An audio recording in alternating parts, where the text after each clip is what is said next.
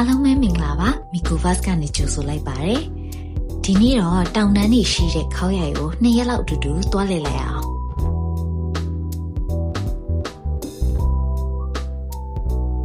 ဒါကတော့ကိုရီတဲမဲ့ဟိုတယ်ရဲ့ဝင်ချင်းမှာတွေ့ရတဲ့ reception အဆောက်အုံပေါ့နော်သူ့ရဲ့ဘေးမှာကစားတောက်ဆိုင်လည်းပါတယ်ရှီကူကန်လည်းရှိတယ်ဝင်းအကျယ်ကြီးထဲမှာဆက်ဆချင်းမြင်ရတဲ့အဆောက်အဦပါဟိုးကလှမ်းမြင်နေရတဲ့အဆောက်အဦလေးတွေကတော့ကိုရီတဲရမဲ့ခန်းရှိတဲ့နေရာပါ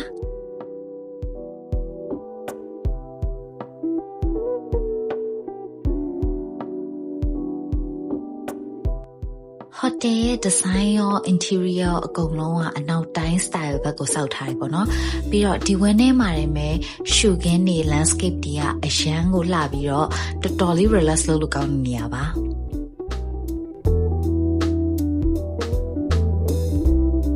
ဟိုတယ်မှာအထုပ်တွေပါချခဏနားပြီးရနဲ့ညစာစားဖို့အတွက်ကို Timotils restaurant ကိုထွက်လာခဲ့ပါတယ်လုံးဝ recommend page menu ပါဝက်လက်စီယိုမှာအပြင်အလွှာကို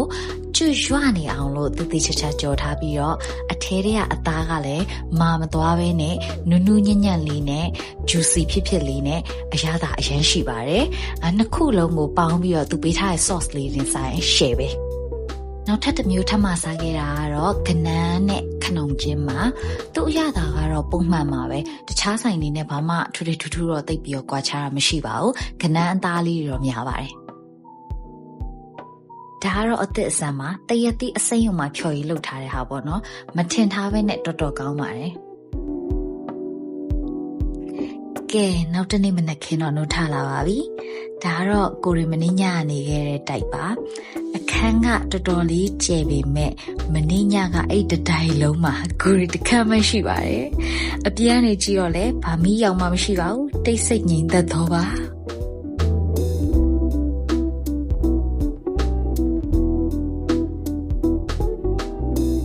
ခုကတော့အရန်လာတဲ့ view လေးနဲ့မနက်စာစားမယ်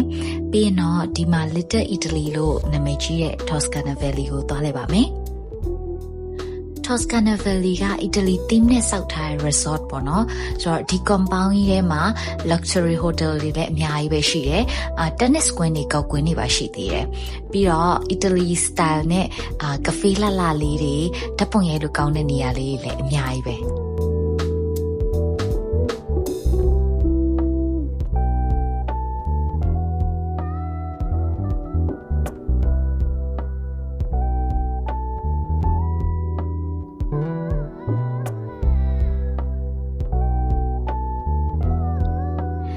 ခုတော့အပြင်မှာမိုးနည်းနည်းရွာလာလို့ coffee ဆိုင်နဲ့ဝင်လာပြီးတော့မုတ်စားရင်းနဲ့ Splendor ဆော်ပါမယ်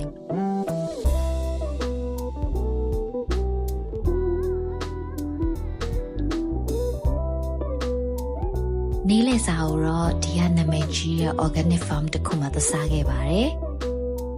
menu ကတော့ beef steak ရယ် salmon steak ရယ် pork chop ရယ်ပါ၃ခုလုံးအရသာအရန်ကောင်းပါတယ်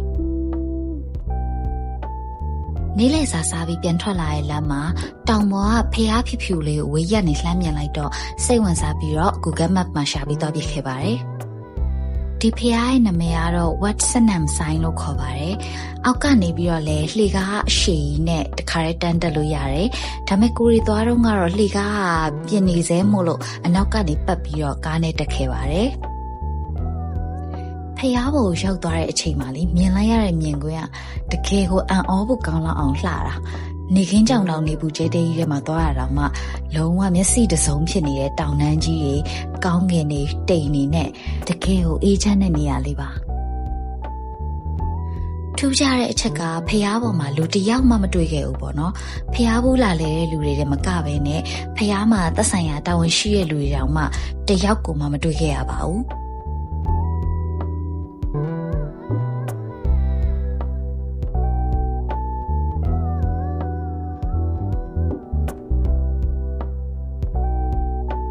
ညနေပိုင်းကျတော့ Florida ဆိုရဲ Banking နေရှိ coffee ဆိုင်ကိုသွားခဲ့ပါတယ်။သူကတော့ဝင်ကြီးအနေနဲ့တယောက်ကိုဘတ်100ပေးရတယ်။ဒါပေမဲ့အဲ့ဘတ်100တွေကမှ discount အနေနဲ့ coffee တို့မုန့်တို့မှာပြန်သုံးလို့ရတယ်ပေါ့နော်။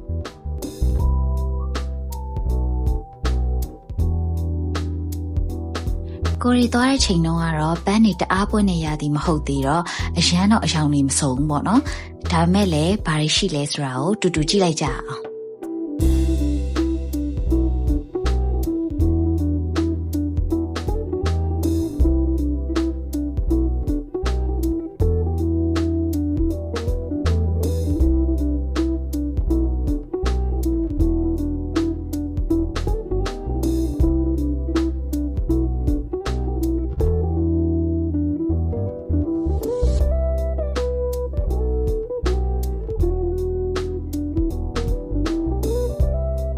နေလေးဆောင်းသွားတော့ဒီမှာပဲအေးဆေးထိုင်ရှုခင်းကြည့်ပြီးတော့ငငယ်တော့ကစားတဲ့ဂျင်ကစားကြပါတယ်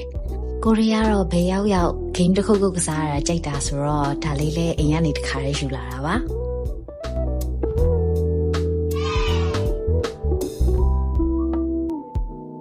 ဒါကတော့ခောက်ရိုင်မှာ2ရက်တာအေးစစ်စစ်အနားယူလဲပတ်ခဲ့ခီးစင်ပဲဖြစ်ပါတယ်မေးချင်တာလေးရှင်လဲ comment မှာမှတ်ပေးခဲ့ပါဦးနောက် episode ဒီမှာပြန်တွေ့ပါမယ်ကျေးဇူးတင်ပါတယ်ရှင်